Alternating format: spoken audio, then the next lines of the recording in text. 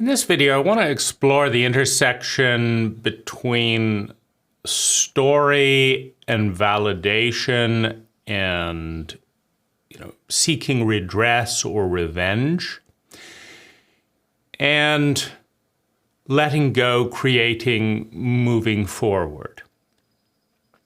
Because this is, potentially confusing. There's also benefits to each. So let's go into that.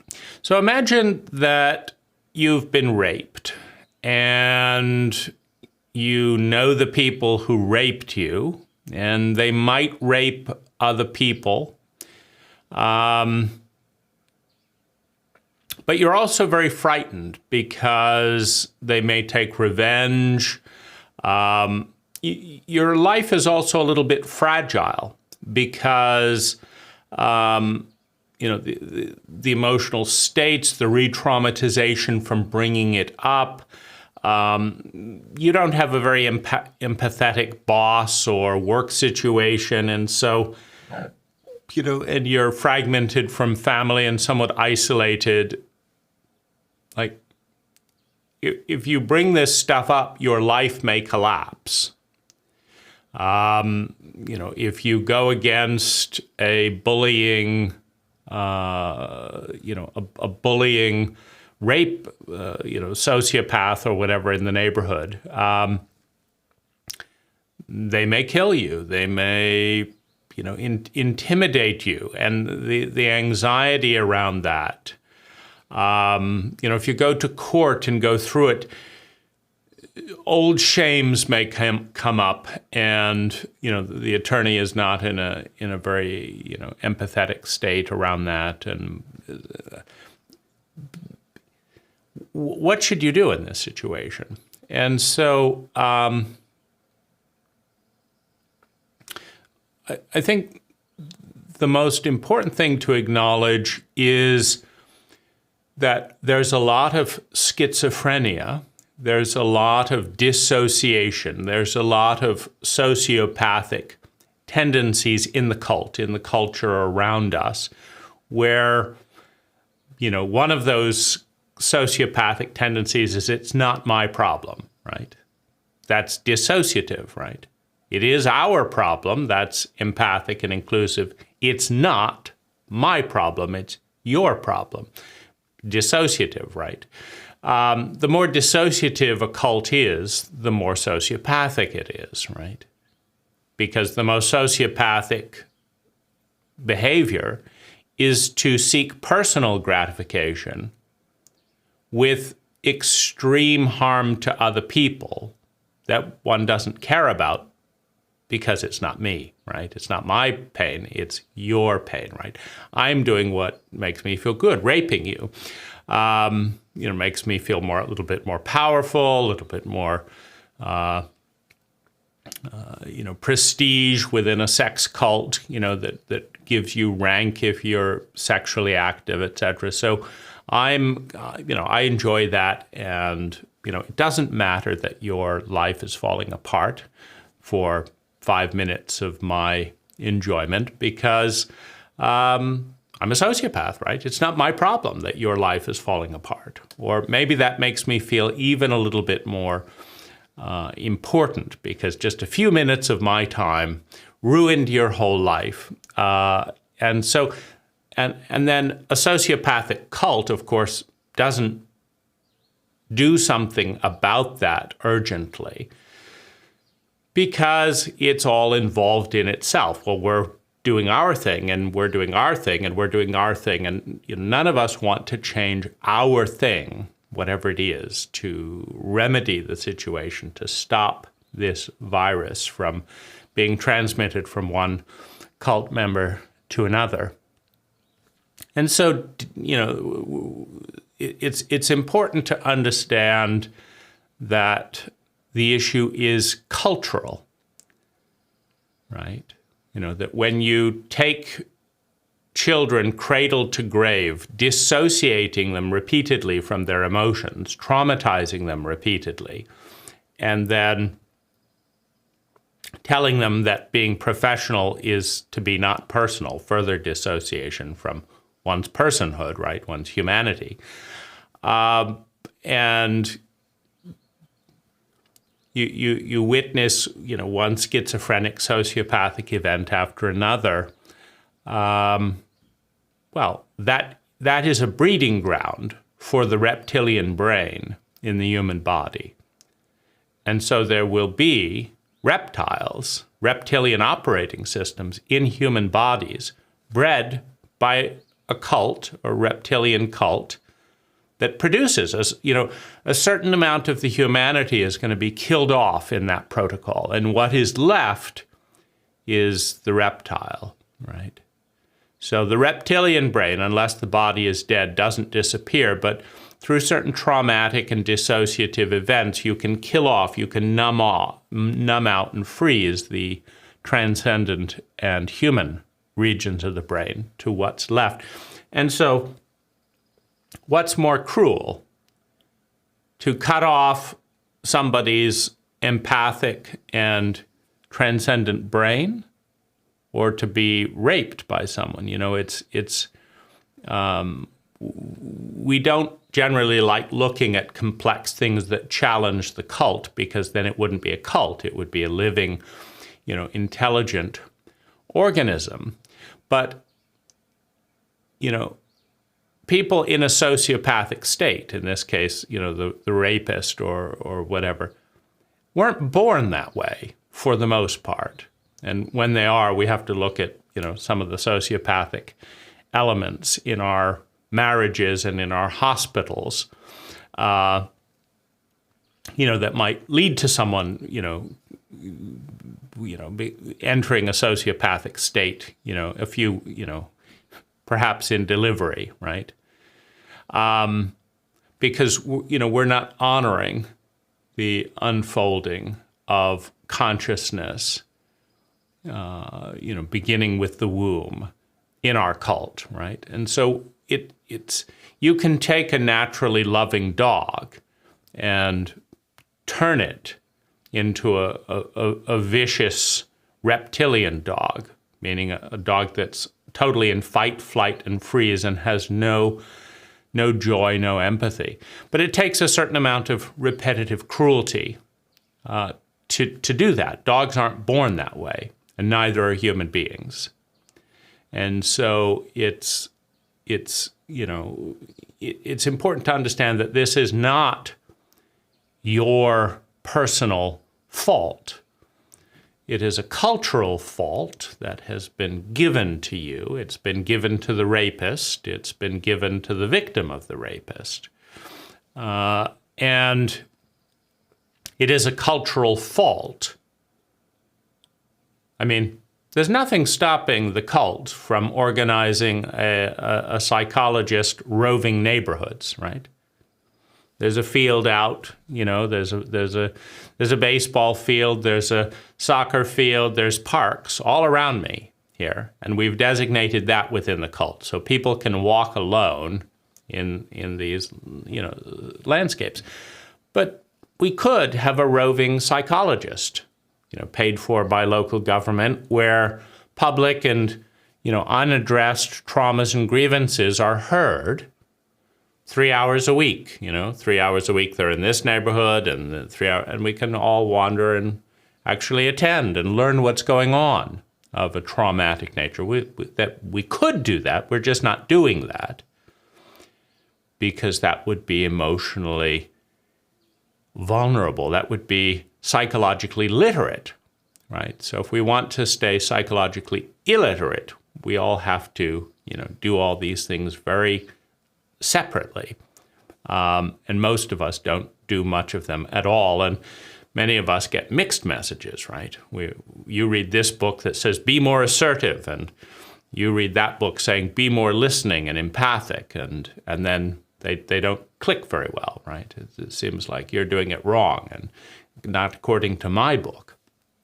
So that's important just to understand as context, that this is a jumble of energy being created at a cult level and then being given to each cult member to organized to make sense of, right?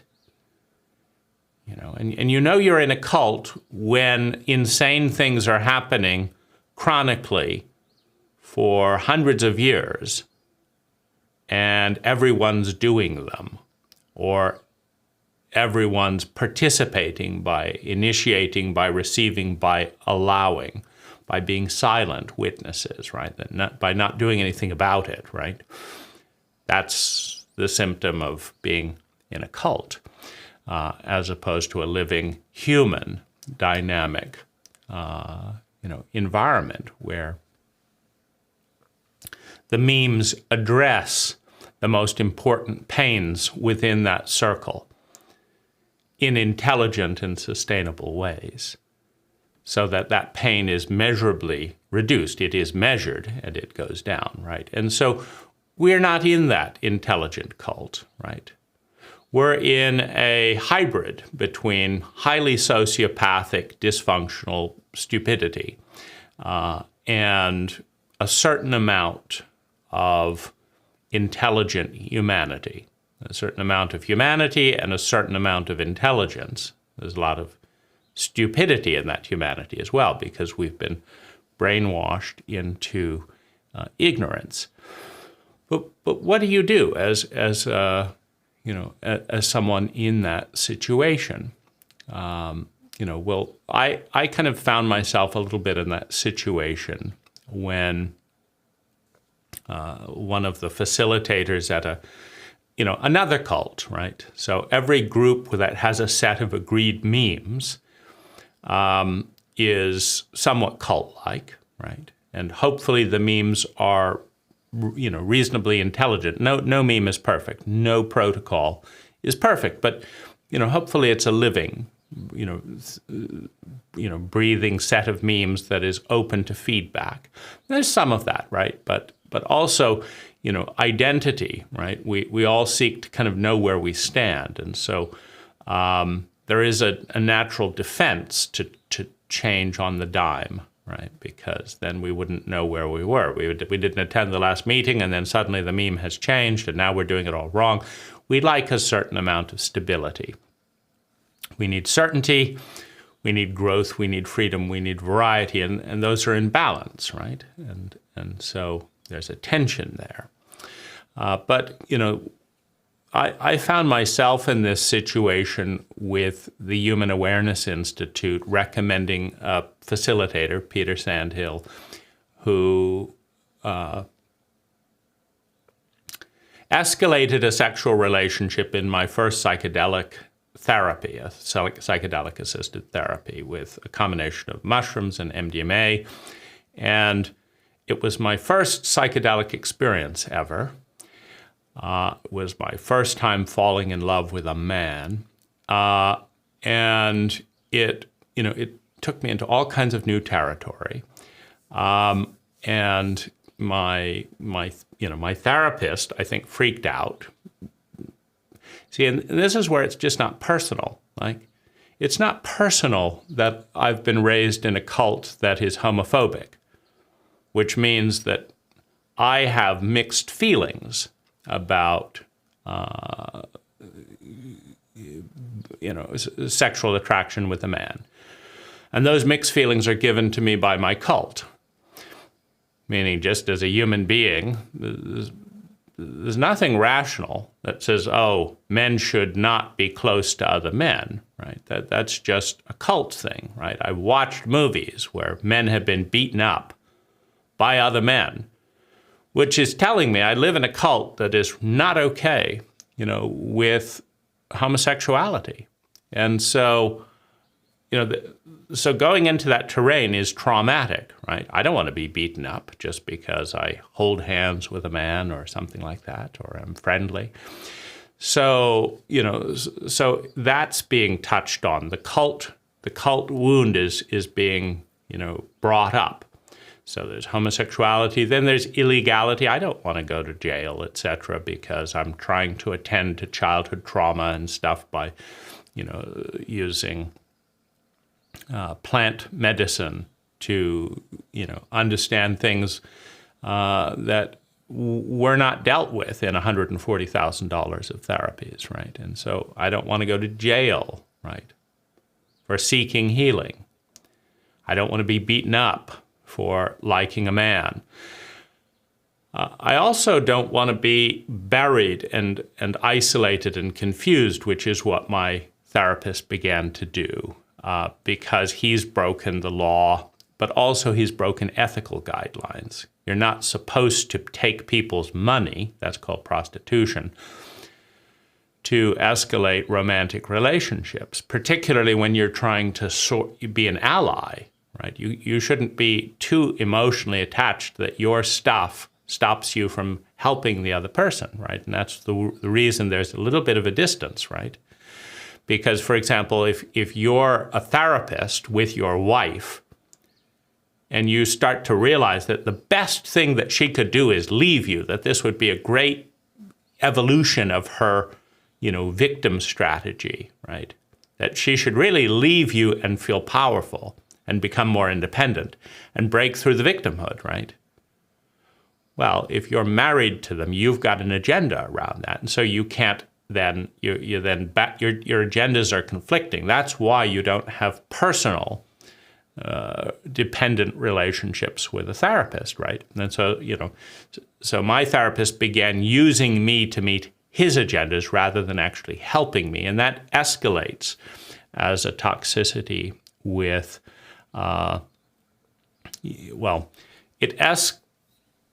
velocity is increased with psychedelics and with sexuality. Velocity, heat, energy. The energy expands. So when it's similar to, if you miswire something and you have a 9-volt battery and, you get a little jolt, right? But if you miswire something and you touch, 2,000 volts, it can kill you, because there's more energy invested in the mistake. And that's a little bit what, what's going on with sexuality, with emotional intensity, and with psychedelics, which facilitate intense energy flow. So basically, if you're in a car heading towards a brick wall, doing the wrong thing, you don't want to add gas and go in at 200 miles an hour. You want to put the brakes on. You want to slow down, right? So, the problem with intense emotion, with speeding things up, with sexuality, and a misguided dysfunctional therapist, Peter Sandhill, is that I hit the wall that his blind spots created. I hit that wall, plus I hit the culture wall at 200 miles an hour, 300 miles an hour, rather than at 10 or 3 miles an hour, because we slow down normally, but psychedelics do not allow you to slow down, right? It's kind of a forced accelerant, but the angle is still somewhat set by it has a big, there's a big situation with the sitter. So, the clue that things went wrong was 500% more pain than I'd ever experienced in my entire conscious life. I mean, that's a big clue when you're going to therapy to help feel sustainably better and pain just shoots through the roof. It's a clue that a mistake has been made, right? And so the mistake is all around, right? It's my mistake, it's my parents' mistake, it's Peter's mistake, it's the Human Awareness Institute's mistake, it's the culture's mistake, right? These things, these patterns don't coalesce in a vacuum. Every participant in the circle has to either initiate them, support them, allow them, tolerate them, not intervene, right? Or they don't happen, right? Every energy pattern is either created or allowed by all the participants. Now, some things, moving a mountain, you're not going to allow that mountain to be there, and so you're going to, dynamite and mine that mountain and move it over there. some things that we allow as a cult, as cult members, take a lot of energy if we're not going to allow them, and some we may not have the energy to change it all at once. But there's still, a choice in there that this is something we're going to allow forever, or we're going to start working on this, right? Some things require a lot of energy to change. Other things could have been changed years ago, just nobody bothered. Anyone could have gone down there, right? Anyone could have seen that and done something about it. And in a dissociative, in a sociopathic cult environment, we see it in our school shootings. When the children are interviewed after the shooting, everyone knew the profile of the person. Everyone knew that they were doing this, they were lonely, they were unhappy, this and that, the other. Everyone knew. But nobody said, we have a lonely, traumatized kid in our midst that needs some help, and we're going to do something about it. They're just labeled, ostracized, and ignored until they shoot up the school. That's sociopathic. On the kid's part, on the teacher's part, on the parent's part, on the cult's part. That's sociopathic, right? It takes a cult, it takes a circle to allow an energy pattern to form. So I hit the cult wall, and and Peter's blind spot wall hard. And I also violated things like my attachment template and my own sense of what's right and wrong, because, Peter knew best. And I'm in tremendous amount of pain. I then discovered the traumatic paradigm from a stranger in a cafe. None of my therapists were up to actually educating me about trauma, which is another absurdity. How do you do $140,000 of work to deal with trauma without knowing the word or what it means or effectively dealing with trauma? Well, it takes systemic incompetence, the kind of systemic incompetence we get in an emotionally illiterate cult, such as our own. And so, the more I dug into this, and beginning of, hundreds and hundreds of hours of research, the more insane this became. And the more insane this became, the more I wanted to talk about it. And the more I wanted to talk about it, the more the entire cult didn't want to listen, right? It's like, we would love to hear things that don't matter. Have you got any of those? Got any sports statistics? Got any movie tidbits? Any gossip? Got lots of time for that. But to actually understand the most important underpinnings of what's going on in our cult and the biggest dynamics of emotional literacy or traumatic literacy, anything like that? No, we don't want to hear about it. We're really, really, really, really busy distracting ourselves from what matters. But if you could help us distract ourselves, we've got all the time in the world to listen to absolutely nothing. Got any lies? You're feeling great? Oh, wonderful. Tell me about that. I'd like to hear it. But you're depressed and feeling traumatized. Well, I've got to go. Thanks for ruining the illusion of our perfect cult. So, and then this was enraging, right? This is enraging because what I realized as I watched this is I thought, this cult is so fucked up that it's giving its greatest pains, its greatest burdens to the most vulnerable members of the cult. And then it's asking them to deal with those burdens alone. And then it's demanding that if anything is to change, the person in a traumatic state has to educate people not in a traumatic state, not in massive amounts of pain, how to deal with it.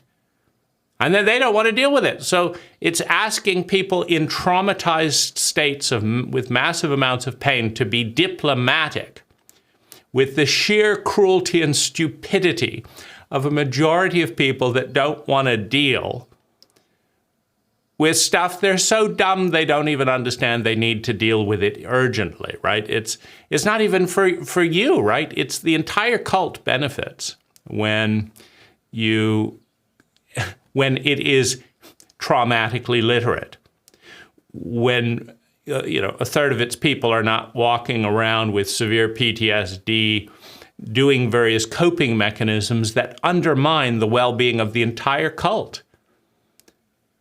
This is not the problem, in other words, of the person who was raped. It is everyone's problem. But it is such a profound problem, that everyone doesn't understand that it is a problem. So this is an endless loop, right? So, so the question is how to navigate this. Well, I looked into legal because when you're dealing with sociopaths, unfortunately, fear is the primary motivator, right? If you're dealing with empaths, you just say, hey, I'm in a lot of pain, and they say, how? And you say, here, here, and here. And then they say, how can we help? And you say, this, this, and this, and they do it, and it's wonderful. You belong again. There's trust, there's empathy restored. That's what happens in an empathic and an intelligent cult. But in a dissociative, in a fear-based cult, in a sociopathic cult, that's not what happens. What happens is they blame, Peter Sandhill started with blaming me, right, for not being mature enough to enjoy all of his love, or grow on my own, or do this and that, right? So that was the first salvo, right? And then it had nothing to do with him, right? But, once I pointed it out to his peers who had recommended him to me, the Human Awareness Institute, well, they didn't want to deal with it either. So then they wanted him to deal with it, not because, there was this tremendous outflow of empathy to me, but simply because they didn't want to deal with it, right? So now if he wants to keep his job, he's got to deal with it, but he's not happy about that, right? and so I have a person kind of torn between his desire to run from the situation he doesn't have the competence to deal with, and his desire to look good and keep his job. But that's not the ideal person. You want someone who's recommended to a competent trauma therapist. But that would have been in my interest, and what was in the interest of the Human Awareness Institute was secrecy and lies, right? It was expediency, right? Because that's how sociopaths behave, right? They want as little energy and hassle for them as possible, and and to give that to somebody else because they've got their own problems, right? Because one of the things that we're dealing with is competency. The underlying theme here is competency. We are surrounded with vast amounts of unimaginably rich energy that can easily be transformed into fulfilling every human need and many human preferences. But that would take intelligence. It would take empathy, and it would take competence. Empathy is a form of competence. It would take that, right? And we are surrounded with people with unmet needs who are in scarcity, who are in pain because their needs aren't met, who are in fear of more pain if their needs are met even less, in a cult that lacks the intelligence and the empathy, which is a form of intelligence, to respond to those needs. So it's really, we're surrounded by superabundant energy and incredibly scarce competence. Intelligence is measured by the efficiency with which energy is transformed into sustainable well-being.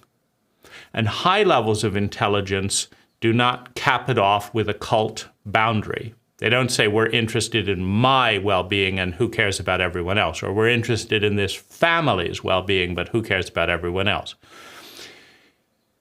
Superintelligence takes awareness and owns the mathematical truth that the ultimate experience of our well-being is the well-being of others, right? And so there has to be an understanding. I mean, superintelligence does not come overnight. It often comes with a lot of mistakes and pain and stupidity along the way, which we're still working through as a species. But what do we? How do we get to superintelligence? Well, one thing is to understand that we start with us, so that we can help the people around us, so that we can help the people around us, so that we can model, publish, support, right, people in stepping into sustainable well-being, right? Because pain sends blood to the reptilian brain. Chronic traumatic pain is a symptom of stupidity. It is a symptom of incompetence. It is a symptom of a lack of intelligence, not just on the part of the person in traumatic pain, yes, that, but on the people immediately around them and the people immediately around those, right? It is a global phenomena, right? It takes apathy and dissociation from a lot of people for this level of chronic pain to remain inside and out. And so, so then we come back to the thing. What do you do when you've been raped, when you have a certain amount of fragility? Because certainly, I wouldn't have been seeking therapeutic help if my life was robust emotionally, financially, sexually, etc. In other words, if my needs were all met, I didn't call up Peter Sandhill saying, I have everything that I could possibly want and I feel deeply fulfilled. Can you help me to feel less fulfilled, meet fewer of my needs? That wasn't the conversation, right? But that was the result, meaning my ability to work went down, my finances went down, my physical health went down, my emotional well-being went down, my mental health deteriorated. And I paid money for that. I took risks for that. I took time for the protocol that led to the biggest crisis of my adult life. And Peter wanted to be paid, right? And that's the sociopathic element, right? Peter didn't invent that sociopathic element himself.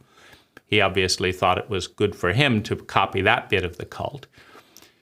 But, willingness to accept money for harming other people is all around us, right? Half of the country is doing things that they know to be wrong, know to be suboptimal, know to be not ideal. And they're working those jobs because it gives them money, not because they believe that it is the best thing for the industry, for the world, and that comes out of pain, and it comes out of incompetence. I don't know how, or I'm not willing to make the effort to find a job where I could have the positive impact that I want to have and measure it. That's part of the effort, right? If you actually want to have a positive impact, you have to measure your impact, get feedback, and keep iterating, right? That's too much work, right? I just want to say that I have a great impact and not measure the results and then just I'm the person who has a great impact and get paid for my statement rather than the actual measured results. So what do you do? Well, first of all, it's important to understand that there are different wounds, different things being treated, right? So when you have a massive amount of stupidity, there are co-infections, right? So, so it was kind of one after the other in terms of different impacts affecting me, right? So as I'm connecting with my truth in the psychedelic experience and telling Peter we need to do this, he's trying to persuade me that my truth is wrong and that his truth is correct. So he's cross-wiring, my understanding of what's good for me with his understanding of what's good for him that I should kind of go along with. So there's a cross-wiring. Now, as I bend to that, because, psychedelics are a very liquid state, so you're very suggestible. As I bend into Peter's blind spot, because he's unwilling to bend into more awareness, I become more blind, which then makes me more susceptible for other aspects of Peter's blindness and stupidity that only make sense if I'm blind. And then, I run into the attachment template issue, which again is another uncovered blind spot that none of my therapists were able and willing to reveal and help understand. But Peter also fought me there, right? And so I'm going down and I'm going down at each step of the way. As I'm influenced by my therapist, my world is getting darker, getting more painful. And as it gets darker and more painful, my desperation to do something about it increases. And then Peter's there professing love and everything wonderful. And so I'm needing him more. But as I'm needing him more, he's withdrawing more. So there's this long kind of series of events. And one of the biggest wounds at the end of being in massive amounts of pain and having participated, right? I watched myself be shunted into these places that I allowed, was I am now insane, and I'm in a lot of pain, and I cannot trust anyone at the Human Awareness Institute to actually prioritize my well-being over their own fears and pains and various things like that. But I also cannot trust myself, right? And so I'm in a tremendous amount of pain with no recipe for how to get out. And so I felt like the most urgent thing was to figure out what was going on. And the more I looked into what was going on, the darker it looked. Sexual abuse by a therapist, not a pretty picture if you start looking at the statistics. Stupidity and incompetence, not a pretty picture. Betrayal of innocence, not a pretty picture. Understanding trauma and PTSD, that starts taking me back into childhood, not a pretty picture. Looking at the abuse at school, not a pretty picture. So my world is getting darker and darker and darker as I figure out what's going on. As it gets darker and darker, I feel more hurt, more lonely, more pain, more rage. And as I feel more of those feelings, a dissociative cult pushes me away more because they don't want to feel or understand these feelings. And so I feel more lonely and more hostile, because that's the exact opposite of what someone needs. Going into the shadow side of their cult is they need love and empathy and support and a tether. But what I was getting was, you're on your own, which is the main message I've gotten my entire life. If you want to do something intelligent, if you want to do something real, if you want to tell the truth, you're on your own. And that's painful when the truths are dark, when the truths are filled with cruelty and stupidity to be there all alone. But that was basically the deal. If I wanted to understand what was going on, I was going to be alone and punished for bringing any of this up, which is how you know you're in a defense pattern, right? When people spend energy to make your life harder because you're telling the truth, you know they don't want to deal with the truth, right? And the vast majority of people, the vast majority of the time, did exactly that, right? Punished me in various ways for actually speaking. The message was also very clear, you're alone, right? This isn't our problem, this is your problem, which is a lie, right? It is our problem. You know, you want to know why 20% of Americans are depressed, you want to know why 70% feel chronic loneliness, you want to know why, more than 70% are compulsive addicts. Some of work, some of money, some of porn, some of marijuana, some of alcohol, some of cigarettes, some of coffee, some of sugar, some of just eating, right? You want to know why you're unhappy? Well, look in this terrain. And it's not the problem of the person who was raped or this. It's everyone's issue. It's just being shoved onto the least capable members to deal with, right? Which is a sign of profound stupidity and cynicism, right? You say we have this really, really, really difficult war to fight. Let's take the inexperienced people in the hospital and send them into it. That's because you want to lose. That's because you don't expect to win. That is an action of futility when you've got strong, capable people that could address the issue, but are choosing not to.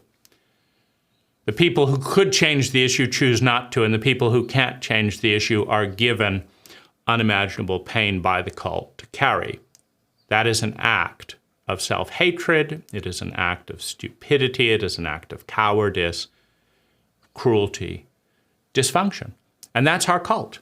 That's what you as the American cult gave to me. It's not the victim's job to sort that all out. But it's also important to understand that it's our cult, right? For better or worse, I'm a cult member, right?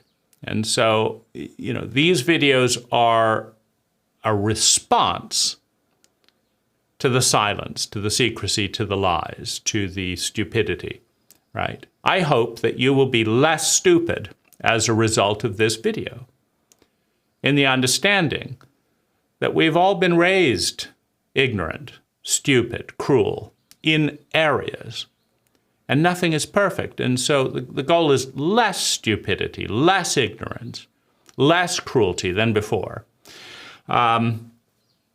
for everyone's benefit, right? This isn't,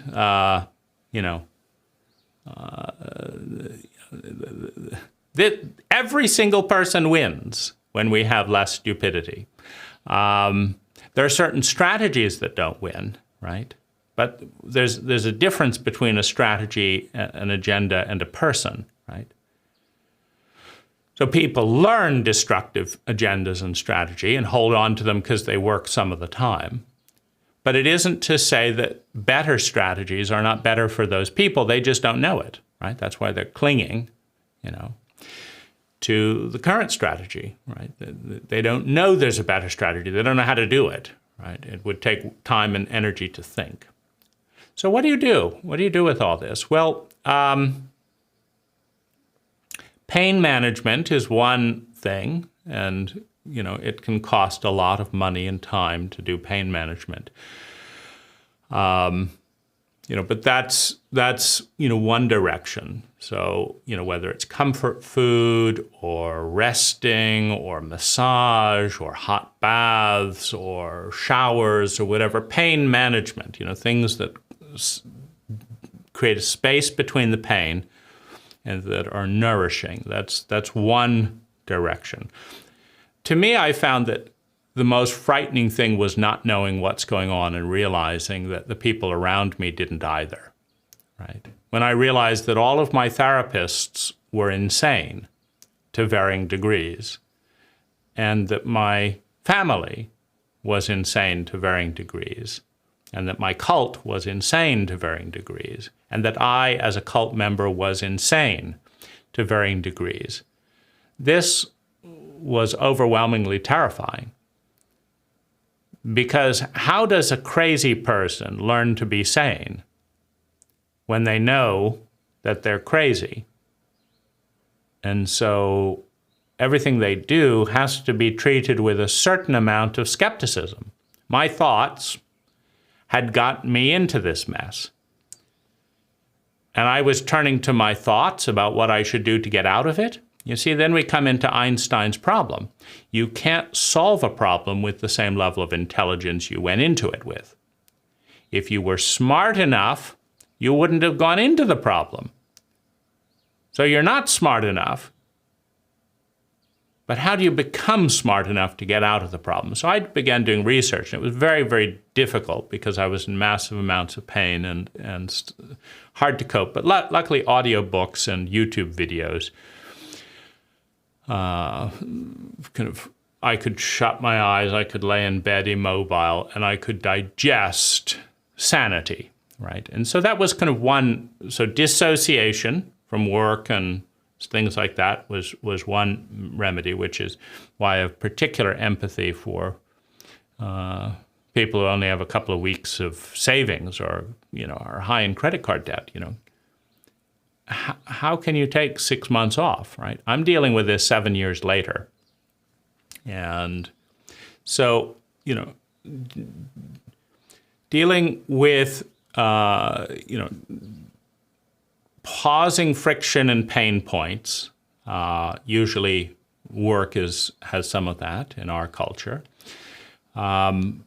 soothing the body, and then beginning to learn. I did try a little bit of therapy at that time, but it was so incompetent that it just enraged me that it was so wrong, basically.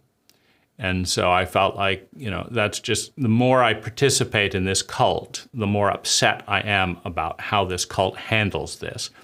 So I went overseas, and, that was good.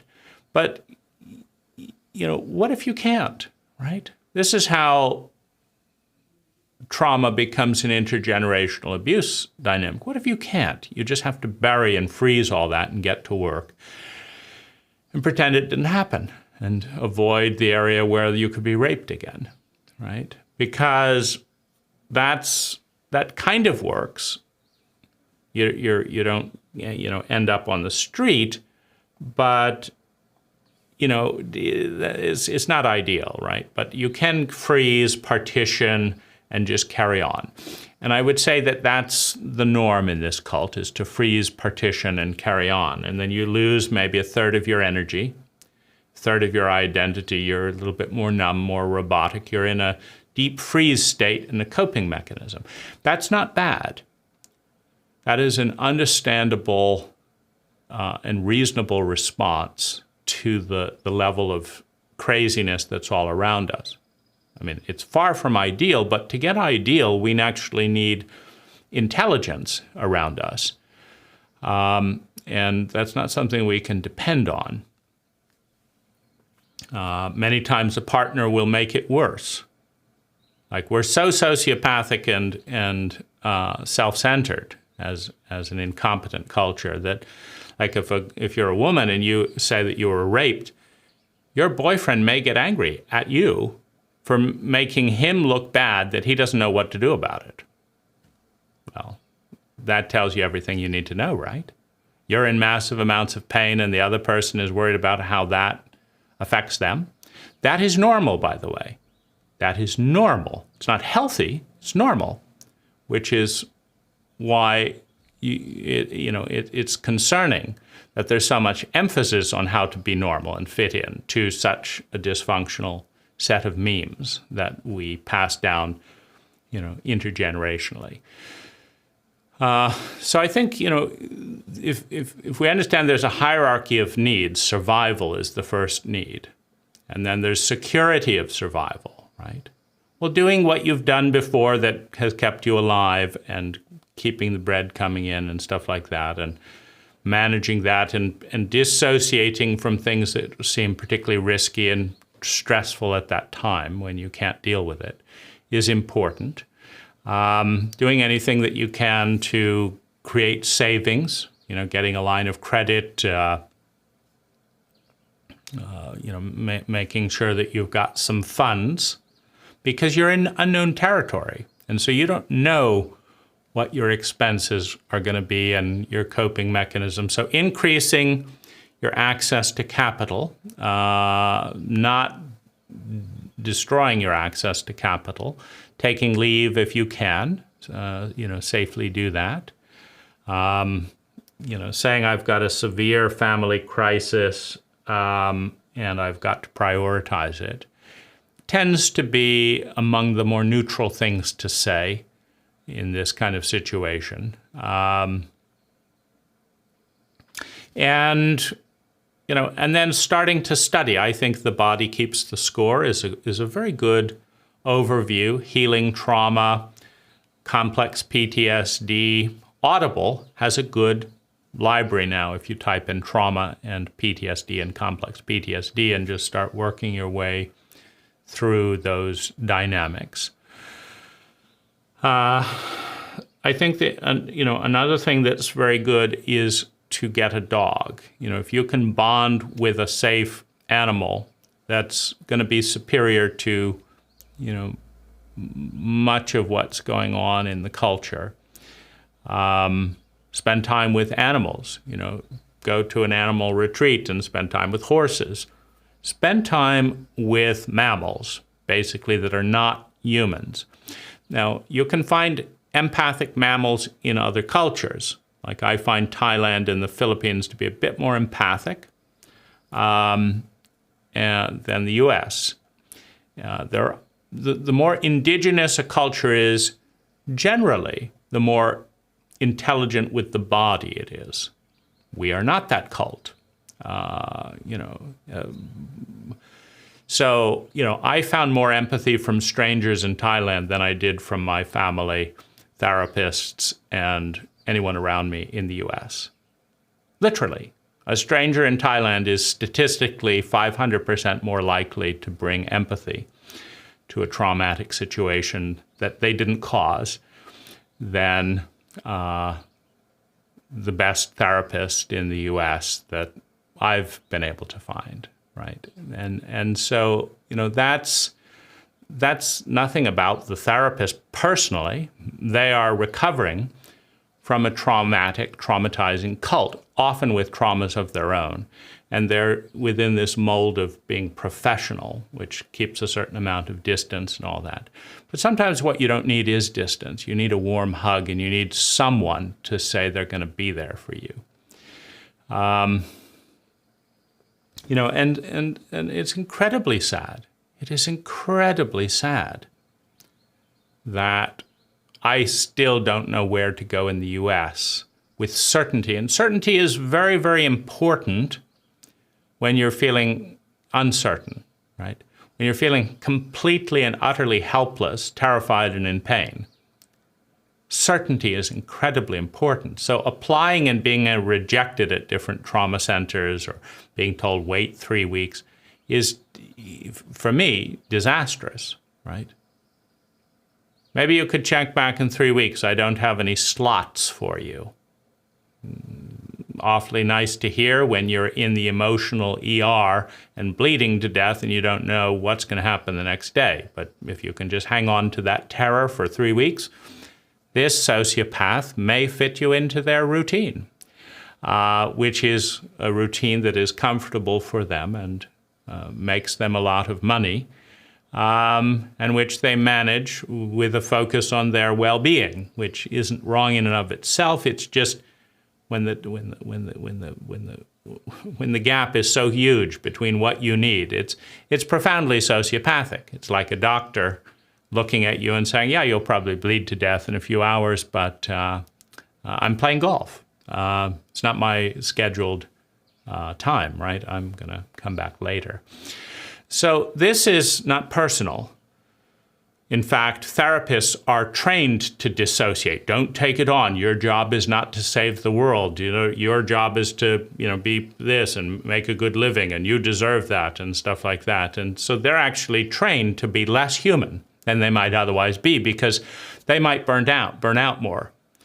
A human being deeply connecting with another human being who's in pain is going to burn out faster than someone who's dissociative. And so therapists and doctors are trained in dissociative techniques because they're exposed to more pain. Now, that's our cult solution. It's not to stop the pain. It's not to educate parents. It's to say there will be people in massive amounts of pain. There's a market for that. We'll charge them money. And because you'll burn out if you see too many people in pain, and you're a human being, we'll teach you how to be less human and dissociate more, and you'll have these little mental filters so that you don't really feel what it's like to be your client. Because otherwise you wouldn't treat them that way. You might just help them too much, and then you'd be in trouble, and you'd be surrounded by sociopathic people who wouldn't help you. And you wouldn't have the money if you didn't charge all that money to then go to your own sociopathic therapist who will do what's best for them, as hopefully helping you a bit in the process, right? And so this is an ugly side of medical treatment, right? And, just because someone goes into a certain sector does not mean that they know what they're doing, or that suddenly the sociopathic element within the culture is sublimated, right? So there's a learning part. There's a growing and understanding and empathizing part. So number one goal for me was to become sane. Number two was to manage the pain. Number three was to protect other victims. Peter Sandhill, as a therapist, Human Awareness Institute, as a public nonprofit in the U.S., supposedly teaching people about love and healthy relationships, precipitated the greatest pain of my life. But they're touching thousands of people, so their blind spots are touching thousands of people. And so, what seemed right is to make sure that they harm as few people as possible. But one of the things that would harm me the least and would help me the most is a deep apology from all of them. And they haven't given that, It started out with Peter Sandhill, and he said he had absolutely nothing to apologize for after all that, right? Until I brought pressure on his peers. Then he had something to apologize, mostly that he was really sorry that he was in that situation. That poor him, right? Here he was, his wife was upset with him, his peers were upset with him. He was upset, he was in the, and he wanted to get me off the back of the Human Awareness Institute, so that they could go on teaching about love and stuff like that. Now, they have never apologized, the Human Awareness Institute, the people that trained Peter and recommended him as an unlicensed therapist, that didn't catch the first round of sexual abuse 10 years earlier with me, or this. They've never apologized, right? So they're superhuman shame dumpers, right? They never make mistakes, right? It's not their fault that the people they choose and train and recommend and that their students don't know any of this.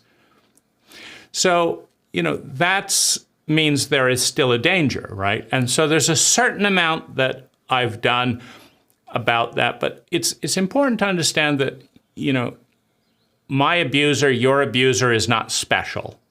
There's abusers. I'm an abuser, right? I dump shame on people when I get scared and get extra critical. That's not healthy, right? So what I'm getting at is none of us are perfect. And so there are certain concentrations of stupidity and abuse that tend to concentrate in certain people, usually because people put it there. So usually if you have a particularly sick person, they were exposed to a particularly high degree of toxicity from the cult and, various environment. And that's the cult's doing. That's called scapegoating. That's when the majority of people don't want to have to change or think or do anything. So they try and find one person to vilify, and then that person has a toxic load of maybe 100 people that were actually involved in that. The parents could have done better, the teachers could have done better, the administrator could have done better, the government could have done better, the local, parks people could have done better, the neighbors could have done better. Everyone could have done better, right? But now we would all have to change, and we don't want to do that. So let's find one person and then punish them so that by the time they come out of prison or whatever, they'll have even more toxicity, and then we can punish them again for being a repeat offender, right? Because the odds of offending statistically go up. So we're looking for a repeat offender. That's why we're spending all that money to make them a more likely to be a repeat offender. Because it's much easier to say that's a bad seed. They stole this in high school, then they did this, then they're just bad. Just punish them, as if that helps, right? It doesn't, right? Spending $500,000 incarcerating a teenager for 5 years does not help the community one iota. It actually dissociates, it creates a dissociative partition between that teenager and what they actually experienced in the cult that is blaming them. Right? If the cult had spent $500,000 protecting that teenager from sociopathic influences within the cult, the teenager wouldn't have committed the offense in the first place. Right? That's intelligence. But it takes a stupid cult. It takes stupid cult members of a stupid cult to think that's a great solution.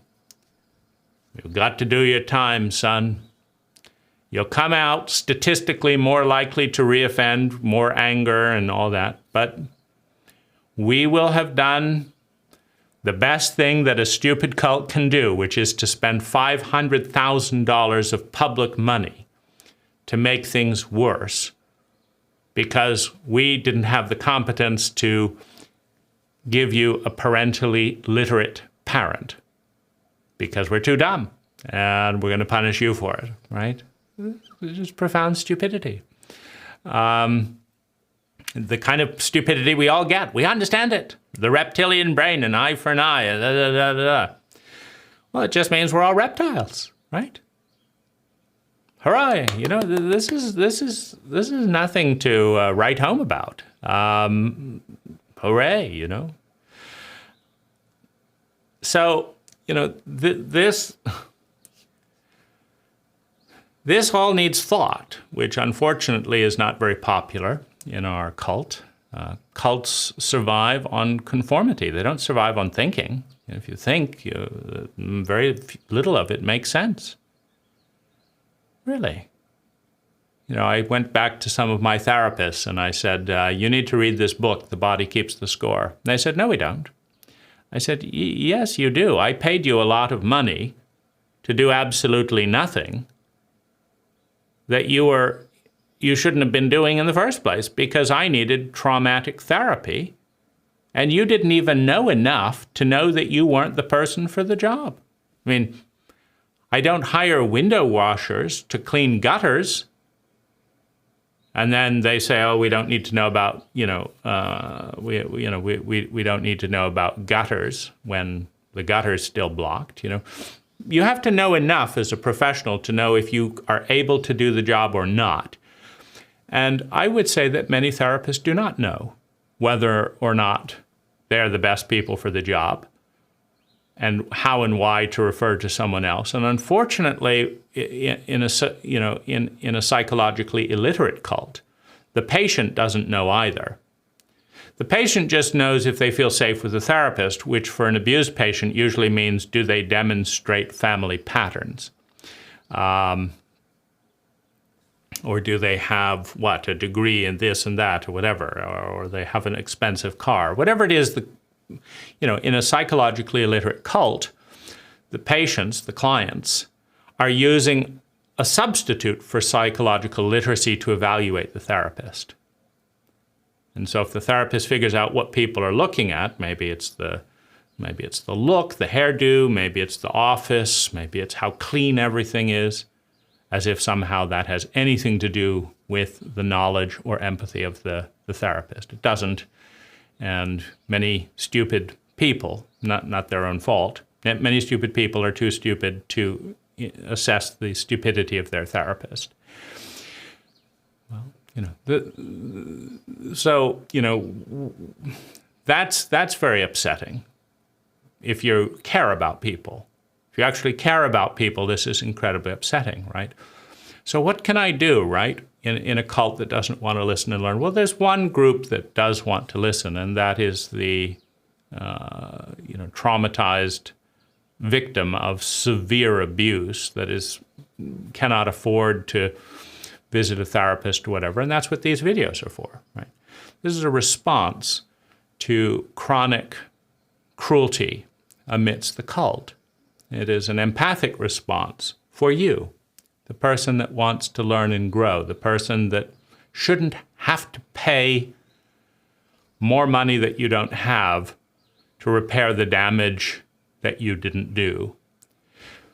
But, there's a good role for should and righteousness and blame. I want to say that I've done that extensively. And there's a good role for that, to disperse shame and to numb pain and to buy time.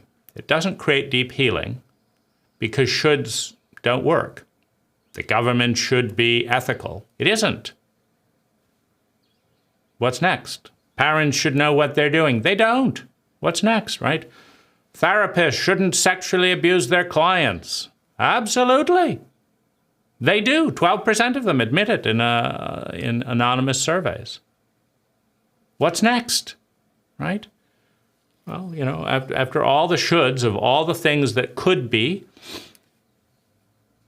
a lot better, it comes down to, well, I should be able to move on, but I'm not, right? What's next, right? You have to find a way to to move forward. So sanity, righteousness, blame, and protest. As I say, I tried the legal system. It was so sociopathic that it seemed like everyone would be harmed by the time I was through it, and nobody would be particularly helped. Protesting kind of more publicly also reveals the sociopathic element in the group. For example, the assistants and interns at the Human Awareness Institute were largely unresponsive, largely silent, and largely unhelpful, and did not demand change of their leadership. The community was largely sociopathic. Some even complained that I wrote emails to alert them to what was going on. They didn't want to know. Don't ask, don't tell is the protocol of a sociopathic cult.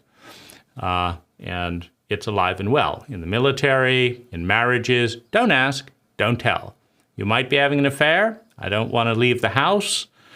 I don't want to upset the kids.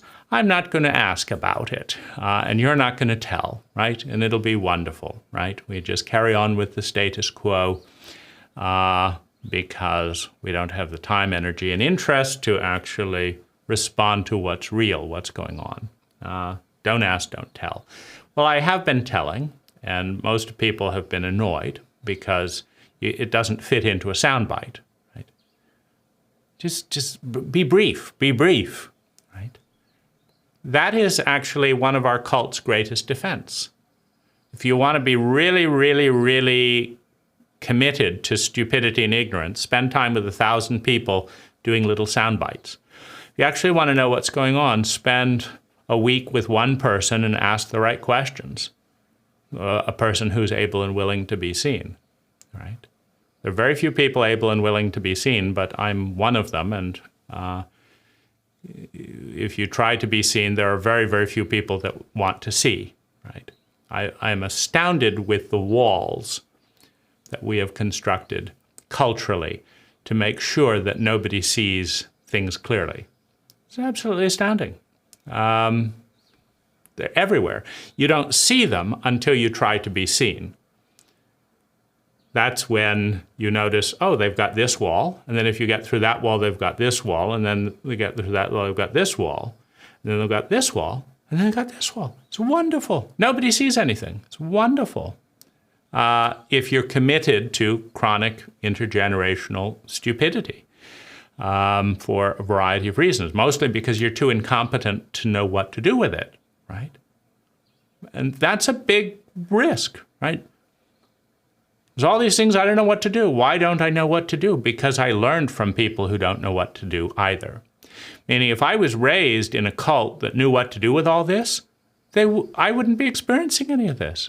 And I wouldn't have to know what to do because they would know what to do and they raised me, and so I don't have to deal with it, you know? If I had a therapist that didn't sexually abuse me under the influence of psychedelics, I wouldn't have to figure out how to recover from sexual abuse by a therapist under the influence of psychedelics, because it wouldn't have happened, right? So I couldn't learn how to do better than my parents and my therapists and my lovers and my friends who didn't know how to do better, right? Which means there's a lot of work, right? A lot of thought, a lot of work. And it's like, I don't want to think. It's too painful. It's too painful. Right? So I think blame and hostility and even revenge take the edge off a little bit in the understanding process.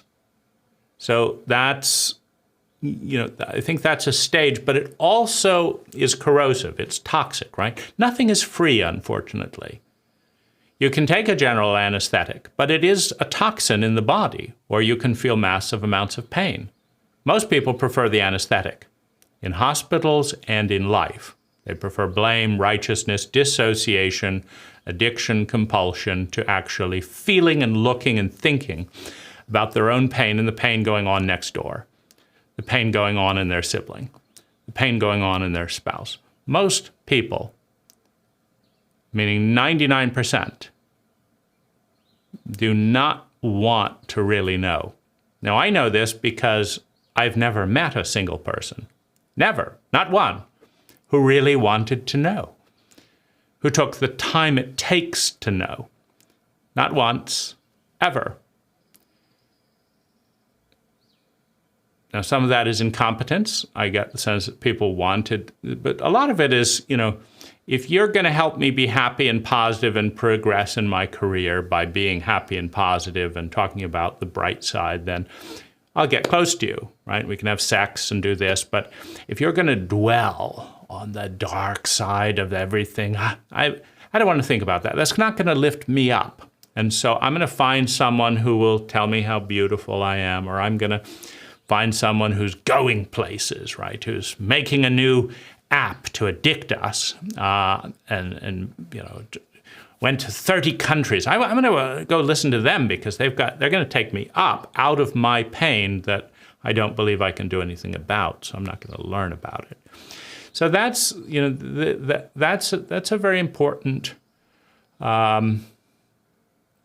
thing to understand, that incompetent people are often trying to avoid things they don't have the competence to deal with. People that really have competence want to hear the problem. Like Elon Musk wants to know what's wrong in the factory and wants people to do this and this because he has belief that they will be able to solve the problem if they know what it is. There's lots of managers, don't tell me about that. Just do it. It's because if I know about it and I don't know what to do, or I make a mistake, then my reputation is damaged. So I prefer not to know. So I'm not going to ask. I'm going to kind of give subtle messages. Don't tell me that stuff. I'd rather fail saying I never knew any of that than I would turn things around and do all that work because I actually know. So there's a balance in all of this. And I think, another, response that I've found helpful is a visionary response. Like, what would a decent, healthy cult look like? And how would you build it? How would you build a decent, healthy cult from the ashes of this cult? Right? How would you do that? Where would you find people? Like, the people have been raised in this cult. Where would you find them that are interested in a healthier cult? A new set of memes where that's the norm. Maybe a little bit more carefully thought out, a little bit more conscious. And that is a question, but it starts with one. My wife is a trauma survivor, and when I met her, I connected with her as a mentor because I just kind of completed a lot of this trauma study, and I had a better sense that I was now more sane and skeptical of the rest of the world. And so I thought, well, I could be one sane person in her life. I could be the person for her that nobody is willing to be for me. And then I could learn, does it work? Because, I kept saying, I just need one person who will help me in this way, and nobody would. And I thought, well, then it just means one person could help her, and I will, right? And so I started practicing the things that had driven me into brick walls in our cult. And I watched my wife take off and accelerate. 3,000% improvement in life skills in 1 year, 700% improvement in sustainable well-being. And doing so in a way that brought nourishment to me more than the cost. So I thought, this is a sustainable design, right? If I can take someone I'm not attracted to, specifically because they're in massive amounts of trauma they don't know what to do with, just like me, and we can create a win-win dynamic with that amount of yield. Now we're getting to understand some of the protocols of what an intelligent cult might look like. So, I worked through that. And I'm still working through it, right? It's still ongoing as she's now taking it to the next generation, which is part of her learning. So she's taking things that I taught her, and she's teaching it to younger members of her family in the same abuse dynamics. And we're measuring results there, right? So that kind of completes the circle. So, that's medicinal, that's helpful. But ultimately, reiterating everything they did wrong, every area they caused me pain, every area of stupidity, doesn't feel good in the body. So it's a toxin. It produces unpleasant tensions and toxins in the body that then have to be digested. And there's a high dose when I'm already in massive amounts of pain. When you're already in massive amounts of pain, there's only so much that you want to relive all that. A certain amount is necessary to understand the pattern in order to be sane, in order to not do it again. But there's a price to all of that, which is to be living in pain.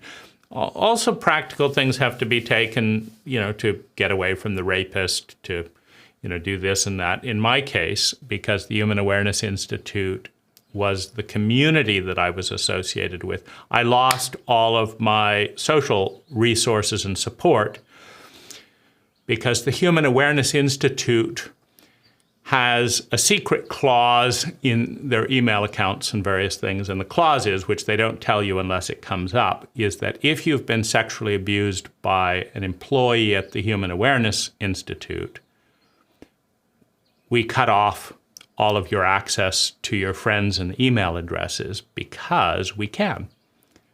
And we don't want you if they wanted me to keep it secret so that they could keep hiring the Peter Sandhill. That was their plan. And don't tell anyone so that we can protect. Now, this is not just High's plan. This is the Catholic Church's plan when 5% of priests are discovered to be pedophiles, right?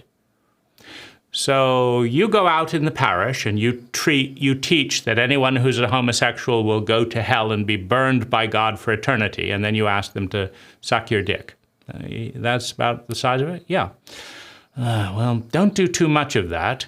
But if it gets too hot, we'll move you to another parish where your reputation hasn't been tarnished, and we won't tell any of the other kids, right? And this was High's protocol, right? We won't tell the community that we, abuse our clients and aren't licensed and all this, because that would ruin our reputation, right? So in sociopathic cults, reputation is more important than substance. And so energy, the primary energy that the Human Awareness Institute spent was not to help me. They didn't offer to pay a dime for my therapy. They didn't apologize, which is all I asked for. They didn't change this and that. They didn't ask how they could help. They sued me for publishing the information, and they lost.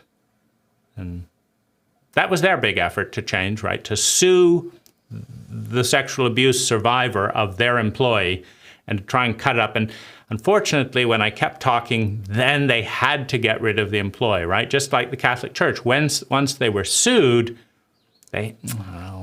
fine, we can't carry on the racket, right? But, it's not good for the image. It's not good for the image, says the sociopath. The human being says, who cares about the image? A human being is being tormented. Let's see what we can do. If an apology would help, we're very, very sorry. And that's a human being, right? But a reptile is strategic. A reptile is, this is what's good for this, and this is good for this, and we will make more money if nobody knows that we abuse some of our patients. That's it, right? That's enough, right? We need money, right? We need money, And so this is nothing. The Catholic Church can do it. The Southern Baptists can do it. Jehovah's Witnesses, they're all abusing their parishioners in their churches. Teachers, parents,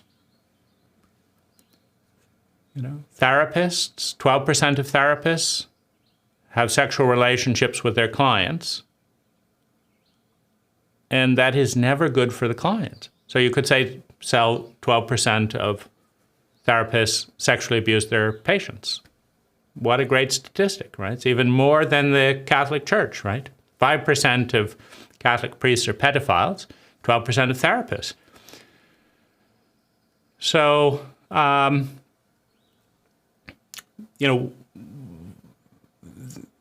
the bells are ringing, the data is coming in. Data will continue to surface. It is the information age, so that it can either be treated sociopathically and stupidly and scapegoated, or that we can change, right? And as the data keeps emerging over the next, few hundred years, we are calling ourselves to change, right? The Human Awareness Institute has been abusing people sexually in varying ways to varying degrees for 40 years. But they actually had to do a few things differently because of the publishing and all that, because it creates legal liability once a website is up, if they keep hiring, right? Okay, so they didn't want to, right? But so much the problem is people don't understand the degree of their dysfunction, right? So, I think it's taken an enormous toll on my body to read and explore all of this, which is not good for me. Which is also why I want to turn attention to breathing, right? We have a transcendent brain. It's very difficult to access when we're in a sociopathic culture processing sociopathic trauma without empathic support. It's very difficult to access the transcendent brain because it doesn't make sense, and in some ways it even feels unsafe. But a lot of I would say that there's a general thing, like if we're to recover from traumatic abuse, it's not going to be by learning from the cult. If the cult knew how to heal sexual abuse and trauma, it wouldn't be causing it. The cult is too dumb for that. So it's putting you and I in a situation where we have to learn things that very few people, if any, can teach us. You know, we've got to become what we would have liked our abuser to already be, but they didn't know how to, and now we don't either, right? We've got to become that. So learning the best of what is, you know, the body keeps the score books of that nature is certainly a good help. A beginning. But I contacted Bessel's group, and they were just as nuts as any other group. You know, the person I got in touch with while I was talking about all this stuff, he had a newspaper article come out that was unfavorable to his image. And he said, I've got to deal with this. I've got to write a rebuttal. Call me in 2 weeks.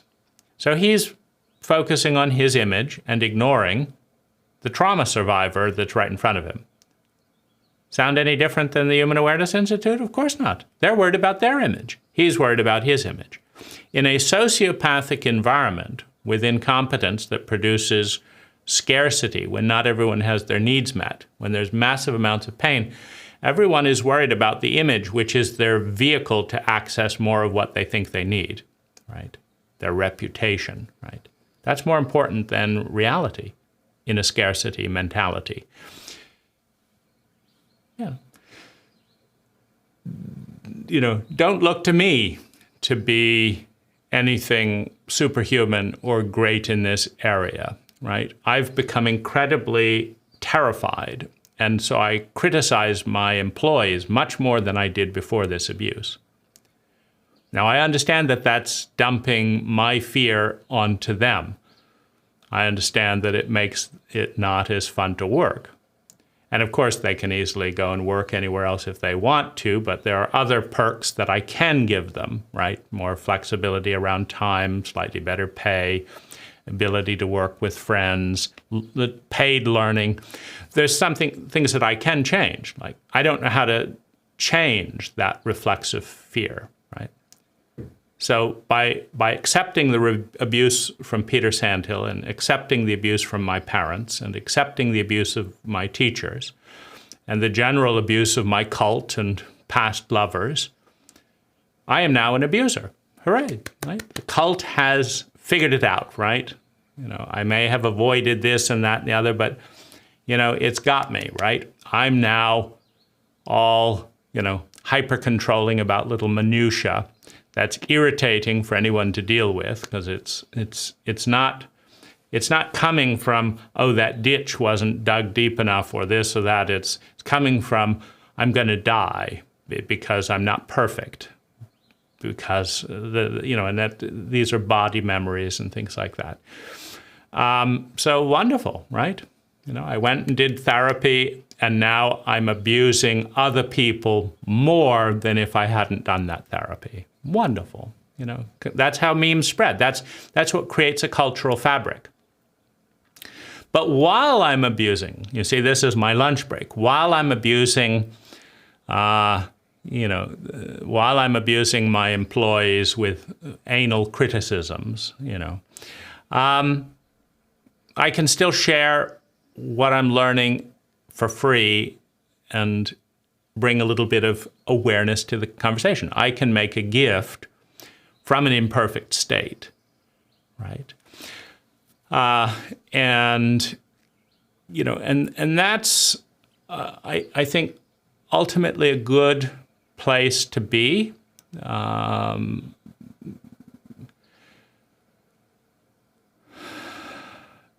If I get too anal about not being perfect, like around that. But actually, let me come back to breath. Breathing is what's helping me with this, right? If I will do breathing meditation, I can look at all this stuff and not collapse into panic. I can connect with a sense of self, which the cult does a lot to sublimate and very little to honor. And the sense of self is the witness. Buddhism does a good job of this. Some psychedelics do a good job of this. But breathing with a mantra, the mantra is transcending the mental brain. The breath is allowing access to the transcendent brain, which is the kind of the possibility field out of which we all emerge. We are the possibility field of everything, as beautiful as we can possibly be, right? That's there in the possibility field, in the witness. And then we crystallize out of that into the probability field and into the actual field, where we're stuck within the kind of the rigid dogmas of a cult that is psychologically illiterate. But you know, that energy, that transcendent energy, comes through the breath. And I didn't want to breathe. Looks like our music doesn't want to play. I didn't want to breathe for for some time, because every breath was painful. Letting this in was painful. It's like pulling a knife in. So it's incredibly challenging, and yet through that, right, I've taken systematic, rational steps to improve my outer well-being. Looked at goals, started a nonprofit. I just helped 2 children who are traumatized adopt 2 traumatized dogs, and they're learning to train and heal the traumas of the dogs, and in doing so, they're understanding their own feelings, right? So it's good for the dogs, and it's good for the children. And that comes from witnessing that my dog did more for me than any human being in this process, which is saying a lot for dogs, not a lot for our cult. And so, how to respond, how to balance, right? When to just move on and dissociate because you can't do any of these things. When to medicate and numb because it's just too painful, right? And I picked food as my numbing device because, opium and OxyContin and all those types of things are very hard to get off of. Food, not so much, right? And so, there's a weight element there, but, anyway, food was a good addiction. Pornography was a good addiction in the sense that it somewhat took me in my body masturbating. But it's also easy to let go when the pain goes down. None of these addictions are fun when you're not in pain, right? When you're in a healthy place, eating too much feels worse than your presence. It was really nice to experience yesterday, right? I ate a bit of a salad, and it's like, this is absolutely perfect. This is peak state, right? But if I'm feeling panicked and desperate, then I want to eat something to feel bloated or full, right? Because I don't want to feel my feelings. So, in the comments below, and I usually don't see comments, but one of my ideas is that I went through a lot of this alone, right? I didn't know what was going on, why were other people feeling these things and stuff, and so I wanted to make videos so that you're going through some of this together, right? Knowing that it's not all your fault. Even though you've probably been told that by sociopathic reptiles, it's not all your fault. Whether you are the victim or the abuser, it's not all your fault. And fault doesn't work very well. Response does. Like, I don't want to hurt people, so let me go into my helplessness and increase my tolerance. Because people who hurt people and make others feel small feel incredibly small themselves and don't know how to get out, right? When I when I criticize my employees, for example, I'm feeling like I'm going to die if the work is seen like, if the client sees that and sees how crappy this work is, I'm going to get fired, I'm going to die, I'm going to be, unwelcome and all that. And so I'm really, coming out of death survival to fix that, that looks crappy, do this. But, every little thing is like that. But it's the feeling of terror that was given to me by an abusive father at 5, 6 years old. If you're not perfect, you will die, right? So, I'm really good at being perfect myself when I'm doing work because it's run out of all that fear. I got to do this and got to learn things and stuff so I don't get punished. But that's complex PTSD for a lifetime, right? The terror of being beaten to death if I'm not perfect. That's what's running that.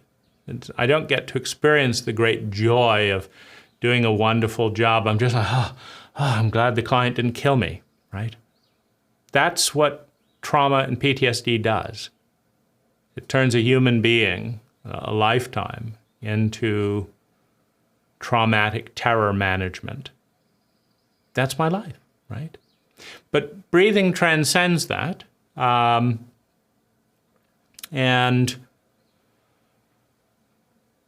goes beyond the words, beyond the body, and brings about a 300% increase in happiness. Now, it is important, I think, to notice, I find it interesting, how committed I am not to fully entering the joyful state of breath.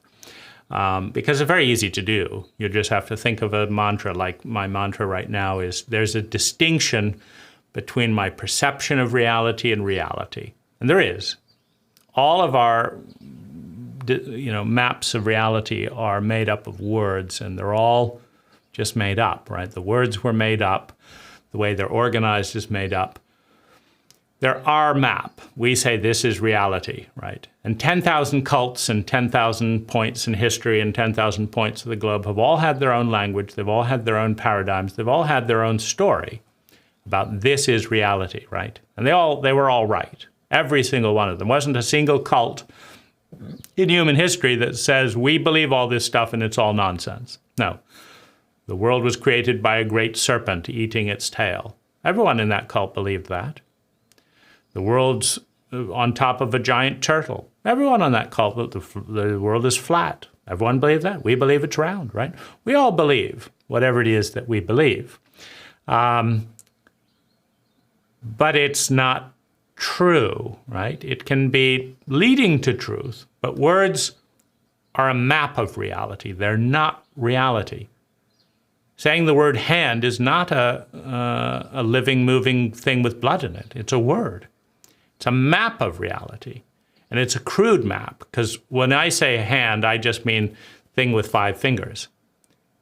But this is so much more. All the subatomic particles. So there is a distinction between reality and my map of reality.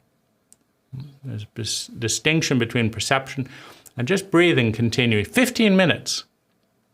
Total bliss, total joy.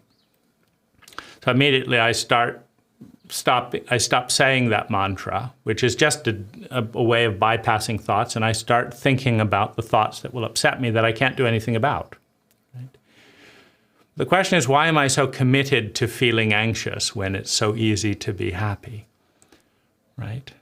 It's the ego identity. I am this wound. I am this fear. I am this thing. And it's like, but I'm also the possibility of all things, of all thoughts. I'm also this mantra, right? I'm also just the breath. And the words are not real. They're indicators of portions of reality that may or may not be useful at a given point, right? Thank you for exploring this with me.